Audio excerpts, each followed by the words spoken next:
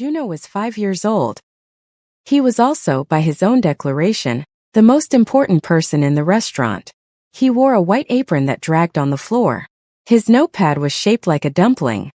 His pencil had a tiny star eraser on top that he refused to use because, as he told his father very seriously one morning, "Bosses don't make mistakes, Appa." His father, Kim Seonji, had stood at the stove and said nothing, just turned back to his broth and blinked a little too slowly. At exactly 11 a.m., Juno unlocked the front door. Both hands. All his strength. A grunt he would later deny making. He flipped the sign from closed to open, smoothed his apron, and took his position at the entrance with his hands folded behind his back. Exactly the way he'd seen the man do it in the drama his Appa fell asleep watching every night. The first customer was Mr. Beck. 70 years old. Came every day. Always ordered the same thing. "Table 7, Juno told him, pointing with his whole arm like an airport worker guiding a plane. Mr. Beck smiled under his mustache. "Can't I sit at table 3 today? The morning light is." Juno's expression did not change. "Table 7, he repeated. Mr. Beck sat at table 7. From the kitchen window, Seonji watched his son march to the counter, flip open the dumpling notepad, and write something with enormous concentration. He didn't need to read it. He already knew. Table 7. Mr. Beck. Kimchi jjigae. Extra rice. No complaints. He'd found the same note, in the same handwriting, every day for 4 months. Ever since Juno had decided, without any discussion, that this was his restaurant now too. Seonji hadn't argued. You don't argue with the little boss.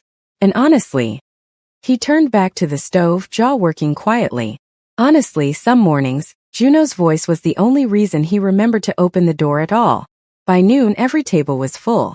Not because Kim's kitchen was famous. Not because the food was extraordinary, though it was quietly the kind of food that made people feel like someone's mother had made it. People came because of Juno. Because he greeted them at the door with his folded hands and his too big apron. Because he remembered their orders before they said them. Because when the couple at table 2 argued, he appeared between them with a plate of complimentary kimchi and said very calmly, "No fighting in my restaurant, please." And somehow, they both started laughing. Because table 7 was always reserved. Every single day. No one ever sat there past noon. No one asked why. Even the regulars who didn't know the story seemed to understand instinctively that the small yellow chair tucked neatly under table 7 was not for them. It had a single dried flower taped to the back. Juno had put it there himself. At 12:30 during the lunch rush, a new customer walked in. Sharp suit. Impatient eyes. Phone already out. He looked around, spotted the only empty seat in the restaurant, the chair at table 7, and moved toward it. Juno materialized in front of him like a small, serious ghost. "That table," Juno said, looking directly up at the man, "is taken." The man frowned. "I don't see anyone sitting there." Juno considered this. His small face was very calm. "My Yama is sitting there," he said simply. "She comes for lunch. Every day." The restaurant went a little quiet. The man in the suit looked at the table. At the dried flower. At the small boy who was watching him with eyes that were not sad. Not exactly. But carried something heavy in them the way old houses carry old weather. He cleared his throat. "I'll take table 4, he said quietly. Juno nodded. Pulled out his dumpling notepad. "Good choice," he said. "What would you like?" In the kitchen, Seonji gripped the edge of the counter. Breathed in. Breathed out. Put the soup on. Turned the heat to low. "Still running things, Ji-young-ah," he said softly to no one visible. "He gets it from you. Welcome to Black Silk Stories, the home of Afro-Korean stories that hit different. Subscribe, drop a comment, and do not go anywhere. This is only the beginning." The afternoon crowd thinned the way it always did. Slowly, reluctantly, like people who had somewhere to be but kept forgetting. By 2 o'clock, only Mr. Beck remained, finishing his 3rd cup of barley tea with the unhurried peace of a man who had nowhere pressing to go and had made his peace with that fact long ago. Juno was wiping down table 4 when Mr. Beck called out, "Junoya, come sit with this old man." Juno looked at the remaining tables, made his calculation, folded the cloth with precision and walked over. 5 minutes, he said, climbing into the chair. "I still have to sweep." "Your father can sweep. Appa misses the corners." Mr. Beck's mustache moved. How was school? Short, Juno said. Teacher Minyoung said I talked too much during circle time. But I was giving feedback. Donghyun's show and tell was not organized. What did Donghyun think of your feedback? Juno looked mildly troubled. He cried. I don't understand why. I was being helpful. Juno, yeah, Mr. Beck said carefully. Sometimes helpful and kind are not the same thing. Juno was quiet. Appa says that too, he said after a moment. Softer this time. The refrigerator hummed. Outside, a scooter buzzed past. I made him a schedule, Juno continued, sliding off the chair and reaching for the broom. Lights out at 10. No sad music after 9. I wrote it on the refrigerator. Does he follow it? Juno paused. He's working on it, he said, with the diplomacy of someone who loved a person too much to say the true answer out loud. Seonji came out of the kitchen at 3 and found Juno asleep on the floor in front of table 7. Not the table where Mr. Beck sat. The real table 7. The reserved one. Juno was curled on his side. Dumpling notepad tucked under his head. Apron still on, one small shoe half off. His chest rose and fell in the easy rhythm of total exhaustion. The kind that only comes from working harder than your body is built for. Seonji stood in the doorway for a long time. Then he crossed the restaurant quietly, crouched down and looked at his son's face. In sleep the manager was gone. The folded hands and serious eyes and the voice trying to be bigger than it was. All of it dissolved. He was just a boy. A small boy with doenjang on his cheek and his fists loosely curled near his chin. Yeah, Seonji said softly. What are you doing on the floor? Juno didn't stir. Seonji pushed the hair from his son's forehead. His hand stilled there. He made me a schedule, he told table 7. Told the empty chair. Told the sprig of lavender taped to the back. Jiyoung's flower, replaced faithfully every 2 weeks with whatever was blooming in the small patch of garden behind the building. Lights out at 10. He spelled schedule wrong. I keep not correcting it. He gathered Juno from the floor, heavier than he looked, solid with the weight of all his convictions, and carried him to the back room. Laid him on the cot. Removed the half-off shoe and then the other one. Pulled the blanket up. Juno's eyes opened halfway. Appa. Rest. Did you sweep? I swept. The corners. Juno. You always miss. Sleep, Seonji said, and sat on the edge of the cot with his hand on his son's back until the breathing slowed and deepened and the little boss was gone again. Then he went back to the kitchen. Put water on. Sat in the quiet. Did not turn the big light on. She came on a Thursday. Not because she meant to.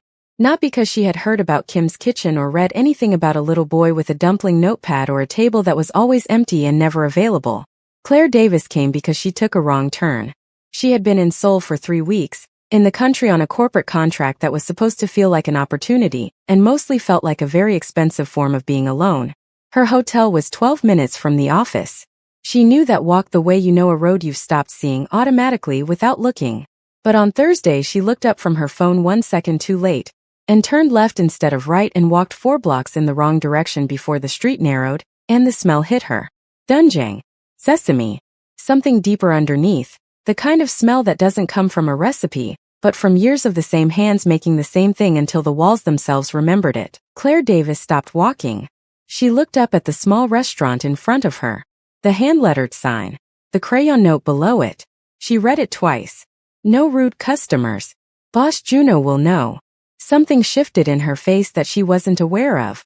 Something that had been held very tightly for a very long time. She pushed open the door. The restaurant was half full. Warm light, low noise, the comfortable sound of people eating without performing it. Claire stood in the entrance and felt, for just a moment, like she had walked into something that wasn't meant for her. Not in a hostile way, but in the way of stumbling into someone else's living room. Intimate. Specific. Already complete without her. Then a voice said, "How many?" She looked down. Juno stood in front of her with his dumpling notepad and his too big apron and his hands folded behind his back. He was looking up at her with the frank, unhurried attention of someone who did not yet know it was impolite to stare. Claire blinked. Just one. Juno studied her for another moment. The sharp coat, the tired eyes behind the composed face, the way she was holding her bag like she was used to carrying things alone. He made a decision. "Follow me," he said. Claire followed him through the restaurant, past table 2 and table 4 and table 9. all the way to the back corner where a small table sat slightly apart from the others. A yellow chair. A sprig of lavender taped to the back of the seat across from it. Table 7. Juno pulled out the chair. Not the yellow one, the other one, and looked at her expectantly. Claire sat down. She picked up the small laminated menu and was reading it when she became aware that Juno had not moved. She lowered the menu. He was still looking at her. Differently now. Thoughtful in a way that was slightly unnerving coming from a person his size. "You can sit here," he said, as though confirming something he'd decided rather than granting permission. "This is table 7. "Thank you," Claire said carefully. "It's a nice table." "It's the best table," Juno said. Then after a pause, "My Yama used to sit here." Claire was quiet for a moment. "Iyama," she repeated softly. "My mother," Juno said. "She passed away." He said it the way children sometimes say enormous things, directly without armor, because they haven't yet learned that the world expects you to soften it. Claire felt it land in her chest with a small, precise weight. "I'm sorry," she said. And she meant it the way people mean it when they're not just being polite. Juno looked at her steadily. "Are you from America?" "I am." "You have a nice voice," he said, with the authority of someone making an official assessment. "What's your name?" "Claire. Claire Davis." "I'm Juno," he said. "I'm the manager." He flipped open the dumpling notepad. "Do you like spicy food, Claire?" "I do," she said. "Good," Juno said. "I'll bring you the kimchi jjigae. Appa makes it best on Thursdays." He wrote something in the notepad and walked away before she could respond. Seonji was at the stove when Juno pushed through the kitchen door and climbed onto the step stool beside the order counter. "Table 7, Juno said. Seonji's hand paused on the ladle. He turned slowly. In 4 months Juno had never, not once, seated anyone at table 7. He had redirected, deflected, stared people into choosing different seats. He had told a group of businessmen that table 7 had a structural problem, and told a woman with a large hat that the lighting would not be good for her. Seonji looked at his son. "Table 7. He repeated. "Kimchi jjigae," Juno said calmly, tearing the order from the notepad. "Her name is Claire. She's from America. She has a nice voice." He set the paper on the counter. "Make it good, Appa." The Thursday one. He hopped off the step stool and pushed back through the door. Seonji stood in the kitchen and looked at the order slip. "Table 7. Claire. America. Kimchi jjigae. The Thursday one." He looked at the door his son had just walked through. Then he looked at the stove. He turned the heat up slightly, reached for the good gochujang, the one he kept on the back shelf, the one Ji-young had special ordered from her mother's supplier in Daegu. He used it only on particular occasions he could not always explain. His hands moved through the familiar steps without being told to. He didn't think about why. He just made it the Thursday one. Claire was looking at her phone when the bowl arrived. Not Juno this time. A man. Tall, quiet, dark apron. He set the jjigae down with the careful precision of someone who took the act of feeding people seriously, added a small plate of banchan she hadn't ordered, and straightened up. Their eyes met. Claire Davis was a woman who had sat across from boardroom tables and contract negotiations, and men who tried to make her feel like she was in the wrong room. She did not startle easily. But something about Kim Seonji's face made her forget, for just a moment, what she had been looking at on her phone. He had the kind of face that had clearly known how to smile and was currently remembering. "Kimchi jjigae," he said. His English was careful, deliberate. "My son says you like spicy." "Your son is very thorough," Claire said. Something moved at the corner of Seonji's mouth. Not quite a smile. The outline of one. "He is," he said. "Enjoy your meal." He went back to the kitchen. Claire looked down at the bowl in front of her. The color of it. Deep red, fragrant, steaming gently at the edges. She picked up her spoon. The first taste hit her somewhere behind her sternum. Not just the flavor, though the flavor was extraordinary, the kind that made you close your eyes without deciding to, but something underneath it. Something that tasted improbably like being known. She ate the whole bowl. She ordered another. Juno reappeared at her elbow when she was halfway through the second bowl. "Is it good?" he asked. "It's the best thing I've eaten in 3 weeks, Claire said honestly. Juno nodded as though this confirmed his expectations. He pulled out the chair across from her, the yellow chair, the one with the lavender, and looked at it for a moment. Then he sat down in it. Claire watched him, spoon halfway to her mouth. Juno smoothed his apron and folded his hands on the table. He looked at her with those steady dark eyes. Claire, he said seriously, do you live in Seoul? For now, she said. I'm here for work. A few months. Do you like it? She considered being polished about it. Considered the corporate answer. It's a wonderful city, so much to explore. Instead she said, it's lonely. Juno absorbed this without surprise. My appa is lonely too, he said. Claire was very still. He doesn't say it, Juno continued, with the matter-of-fact precision of someone reporting observable data. But I can tell. He sits in the kitchen at night with the lights off. He stopped playing music when he cooks. He used to always play music. Claire set her spoon down. Juno, she said gently, why are you telling me this? Juno looked at her. Looked at the yellow chair he was sitting in. Looked back at her. Because, he said simply, I let you sit at table 7. The restaurant moved around them. Plates, voices, the kitchen sounds drifting through the pass. Claire Davis sat at table 7 in a small Korean restaurant she had found by accident on a Thursday evening, and a 5-year-old boy with a dumpling notepad looked at her like she was something he had been waiting for without knowing he was waiting.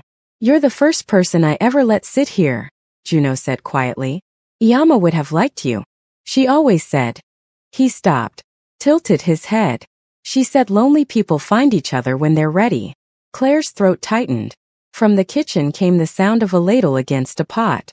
Steady. Rhythmic. The sound of someone cooking with their whole attention on the task and not on the dining room at all. Juno slid off the yellow chair. Smoothed his apron. Same time tomorrow? He said, dumpling notepad already open.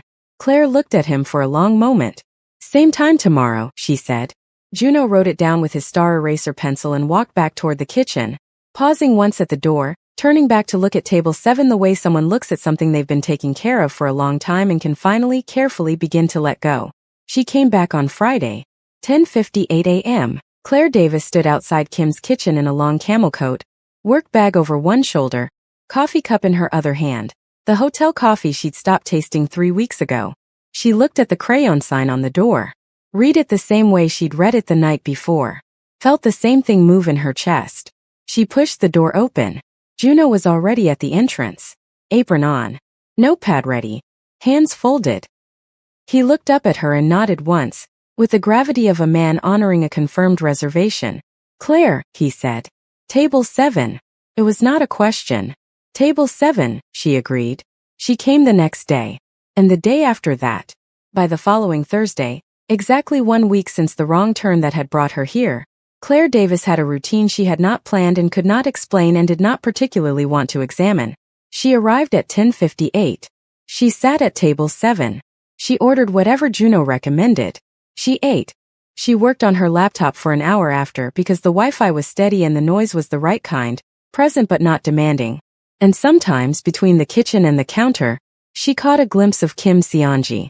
He never stayed long when he came out. A bowl set down with precision. A brief exchange with a customer. Instructions murmured to Juno in Korean that made the boy nod with great seriousness. Seonji moved through the restaurant the way water moves. Quietly, efficiently, without calling attention to itself. But he always paused at table 7. Not obviously. Not in a way anyone would notice unless they were paying the specific kind of attention that Claire had started paying without meaning to. He would set the food down. Their eyes would meet for a moment, just a moment. Then he would say something careful in English and go back to the kitchen. The sundae today is fresh. More banchan if you need. My son says you work too late. That last one had made her look up sharply. Seonji was already walking away, the ghost of something on his face that she was starting to recognize as his version of a smile. She had looked at Juno. Juno was writing in his notepad and absolutely not looking at her. It was Mr. Beck who said it first. He said most things first. The privilege of 70 years and nothing left to lose. He was at his usual table on a Tuesday when Claire arrived, and he watched Juno escort her to table 7 with the focused attention of a man watching a drama he had been predicting for some time. When Juno came to refill his tea, Mr. Beck said without looking up, "The American woman. She comes every day now. She likes the food," Juno said. Mr. Beck turned his cup. "Your father cooks differently when she's here." Juno's pencil stopped moving. What do you mean? He said carefully. He plays music again, Mr. Beck said simply. In the kitchen. This morning I could hear it from the street. Juno said nothing. He finished writing in his notepad. He tore out the slip with great precision. Mr. Beck, he said, tucking the notepad under his arm. Did you want extra rice today? I always want extra rice. I know, Juno said. I was being polite. He walked to the kitchen and pushed through the door and stood on his step stool and put the order on the counter. From inside the kitchen came very faintly the sound of music. Something slow. Something his mother used to hum. Juno stood on his step stool and did not say anything for a moment. Then he said, Appa. Seonji turned from the stove. Nothing, Juno said. The galbitang. Extra broth today. He climbed down from the step stool and went back to the dining room, and his face for just a moment was not the manager's face. It was the face of a 5-year-old boy who had been carrying something heavy for a long time and had just very carefully set one corner of it down. The conversation happened on a Saturday. Not planned. Not staged. The way the important ones never are. The lunch rush had cleared. Juno was in the back, ostensibly restocking the napkin holders, actually asleep among them. Seonji had checked. The restaurant was quiet. For customers left, spread across the room, absorbed in their own orbits. Claire was at table 7 with her laptop, the way she always was in the late afternoon. A cup of barley tea going cold beside her. She was reading something that was making her frown in the way she frowned when the problem was real. Not the polished corporate frown but the private one, the one she forgot to manage when she was tired. Seonji came out of the kitchen. He had meant to wipe down the counter. He had a cloth in his hand. He moved to the counter and then he stopped and looked at table 7 and Claire at it and the cold tea beside her, and he made a decision that he did not examine too carefully before he acted on it.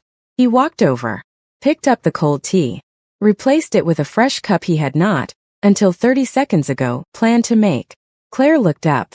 You don't have to. It was cold, he said simply. He should have gone back to the kitchen. He stood there instead. Claire closed her laptop halfway. Do you want to sit down? He looked at the yellow chair. She caught it. I can move. No, he said. Quickly. Then quieter. No, it's okay. He sat in the yellow chair. For a moment neither of them said anything. Around them the restaurant breathed its quiet afternoon breath. Outside Seoul went about its business. Your son, Claire said finally, told me your wife used to sit here. He tells everyone, Seonji said. Then after a beat. No. He tells almost no one. He looked at the table. He told you. He did, Claire said. I'm sorry if it was. It wasn't, she said. Don't apologize. He looked at her then. Really looked, the way he hadn't let himself in the kitchen, behind the safety of the pass-through window and the distance of a bowl of jjigae between them.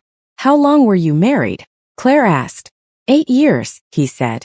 She died 14 months ago. He said it evenly, the way you say things you have said many times in your head, worn smooth with repetition, the sharp edges gone, the weight still there. Juno was 3. He remembers her but not. He paused. Not the way I need him to remember her. Claire was quiet. He replaced the flour every 2 weeks, Seonji said, looking at the lavender on the chair back. From the garden behind the building. I didn't ask him to. He just started doing it. He was quiet for a moment. I don't know when he decided this was her chair. He never asked me. He just knew. He's extraordinary, Claire said softly. He's exhausting, Seonji said.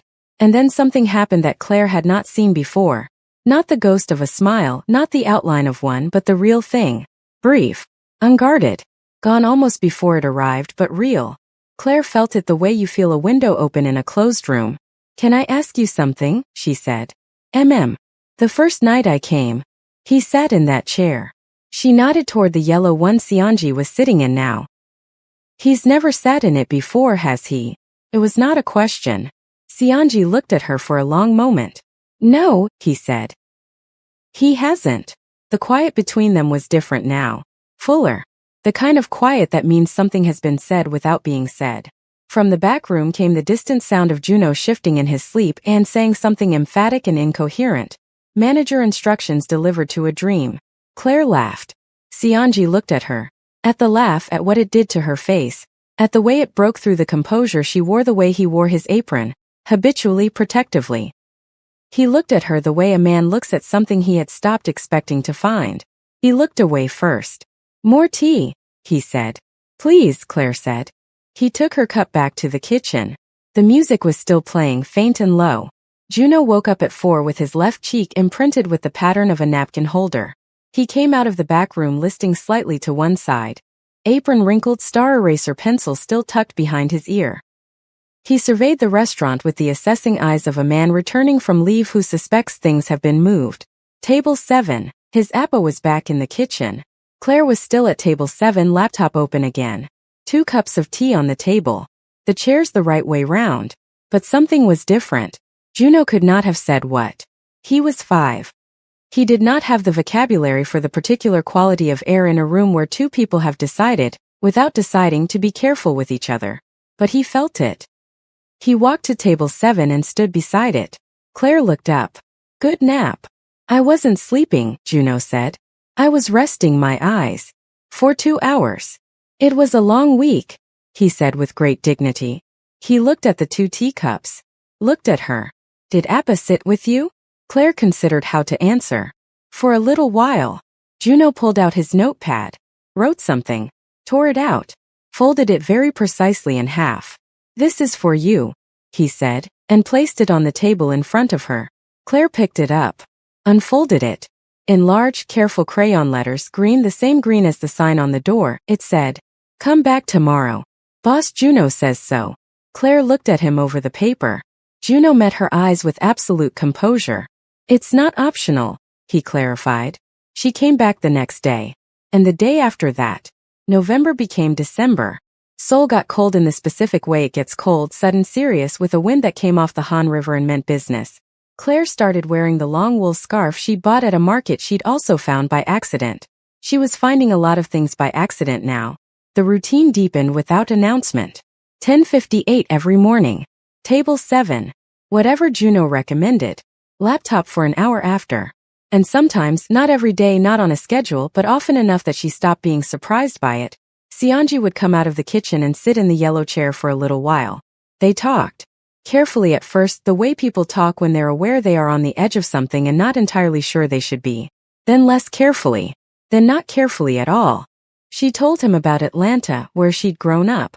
About her mother's cooking big Sunday meals, a kitchen that smelled like garlic and something sweet. A table that was always full even when money was short.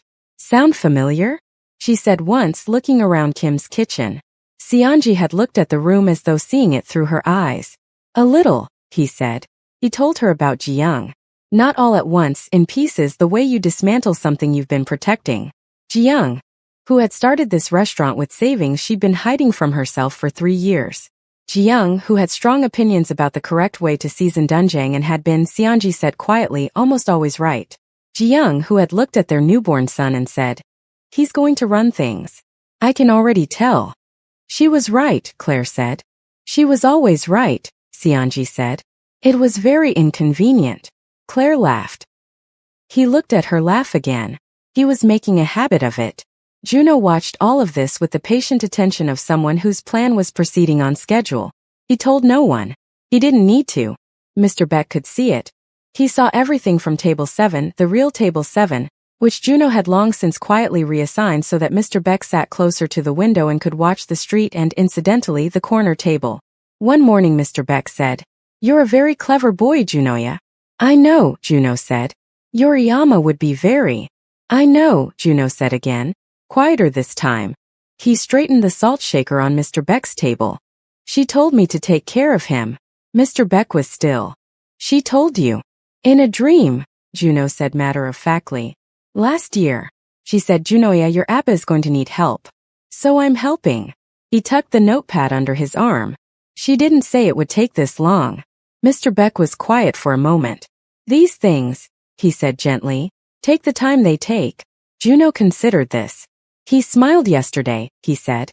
"A real one. Not the kitchen one." "The kitchen one?" "He has a kitchen smile," Juno explained patiently. "It's smaller. He does it when he thinks no one is looking." He paused. "Yesterday's was bigger." Claire said something and he laughed and he didn't stop fast. Mr. Beck looked at his tea. Extra rice today, Mr. Beck? Juno said. Please, Mr. Beck said, in the voice of a man who was not going to cry in a restaurant. It was 3 weeks before Christmas when Claire got the news. She was at table 7. Laptop open. Tea at the right temperature because Seonji had started timing it without discussing that he was timing it. Juno was doing his afternoon rounds, checking that the pepper shakers were filled and the tables were straight and the universe was in its proper order. Her phone rang. She looked at the screen, answered it with the voice she used for work, composed, efficient, present. Juno watched her face change. Not all at once. Slowly. The way weather changes. Subtle shifts that mean something significant is coming if you know how to read them. Her shoulders dropped a fraction. Her free hand flattened on the table. When she hung up, she sat very still and looked at the screen for a long moment. Juno appeared at her elbow. Claire. She looked down at him. Is it bad news? He said. She took a breath. The contract, she said carefully, got extended. In a different city. They want me in Singapore in January. Juno processed this. Singapore is not Seoul, he said. No, she said. It's not. He looked at table 7. At the lavender on the chair back. Fresh, replaced 3 days ago, still faintly fragrant. I have to go tell Appa something, he said abruptly, and walked to the kitchen with the focused speed of someone on urgent business. Claire sat at table 7 and looked at her phone and did not know what she wanted the next 10 minutes to bring. She was a woman who made decisions clearly, efficiently, without sentimentality. She had built her whole professional life on knowing what she wanted and moving toward it without apology. She did not know what she wanted right now. Or she knew, and it frightened her, because it was not a boardroom or a contract or a city.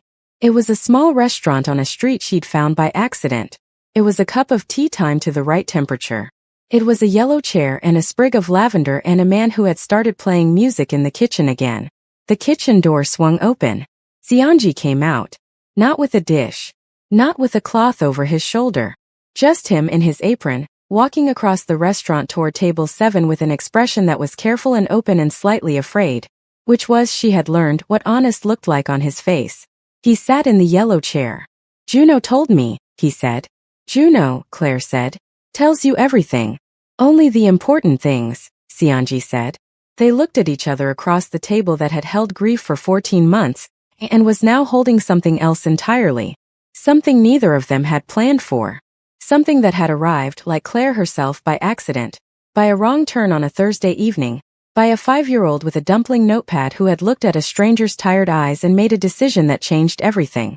Singapore, Seonji said. January, she said. 6 months. 6 months, he repeated. He looked at the table. Back at her. Kim's kitchen has good soup in January. The cold makes it taste different. Better. Claire looked at him. And in February, he said. Juno does a special menu. He chooses it himself. It's usually very strange. Last year it was all purple food. Purple food, she said softly. Purple rice. Purple soup somehow. I don't ask. He paused. In March, the garden behind the building starts again. Juno will have new flowers for the table. Claire's throat was tight. Seonji, I'm not asking you to stay, he said quietly. I know what your work is. I know what you've built. He met her eyes. I'm just telling you what's here. In case you want to know. The restaurant was very still. From the kitchen came the sound of Juno, who was absolutely, certainly 100% not listening at the pass-through window, dropping something small and metallic and then going completely silent. Claire looked at table 7. At the yellow chair. At the man sitting in it, carefully like someone who had forgotten how to take up space and was slowly remembering. I'll be back in July, she said. Something moved across Seonji's face that was not the kitchen smile.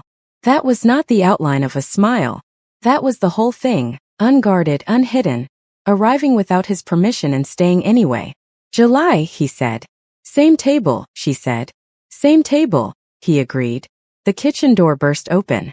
Juno came out at speed, dumpling notepad in hand, star eraser pencil behind his ear, apron strings flying. He crossed the restaurant, came to a stop at table 7, and looked at both of them with eyes that were trying very hard to be professional and mostly succeeding. Everything okay? He said. Everything's okay, Claire said. Juno looked at his father. Seonji looked back at his son. This small, serious, extraordinary person who had swept the corners and replaced the flowers and guarded the chair and made schedules for grief and believed, with the complete and unshakable faith of someone who had not yet learned not to, that the people you love can find their way back to being okay. Everything's okay, Junoya, he said. Juno assessed them both one final time. Then he flipped open the dumpling notepad. Good, he said. Because we're low on gachuguru and somebody has to deal with that. He tore out a note and placed it on the table between them, turned, walked back to the kitchen with his hands folded behind his back and his apron dragging the floor. Claire picked up the note. In green crayon it said, July. Table 7. Don't be late. Boss Juno. She laughed. The real one. The one that broke through everything. Seonji watched it happen the way he always watched it, like a man standing in a room that has just let the light back in, not quite believing it, not quite ready to look away. Outside, Seoul was cold and bright and completely indifferent to the small restaurant on the small street where a 5-year-old boy had decided, with the authority vested in him by no one and everyone, that the people he loved were allowed to be happy again. Table 7 held all of it. The grief, the waiting, the wrong turn on a Thursday evening, the first bowl of jjigae. The yellow chair finally sat in. The lavender, faithfully replaced. The music slowly returned. And the note, written in green crayon, that said what 5-year-old Juno Kim had known from the very first moment. He looked up at a tired woman in a long coat and made a decision no one asked him to make. Some tables, he would have said if anyone had thought to ask, are not just for eating. Some tables are for finding people. Iyama said so. Thank you for watching The Little Boss of Table 7. If this story found you, it was always meant to. Welcome to Black Silk Stories, where Afro-Korean love is written with the whole heart, where every table has a story, and every stranger might be the one you've been saving a seat for. Subscribe, leave a comment below, share this with someone who needs it, and do not go anywhere. The kitchen is always open.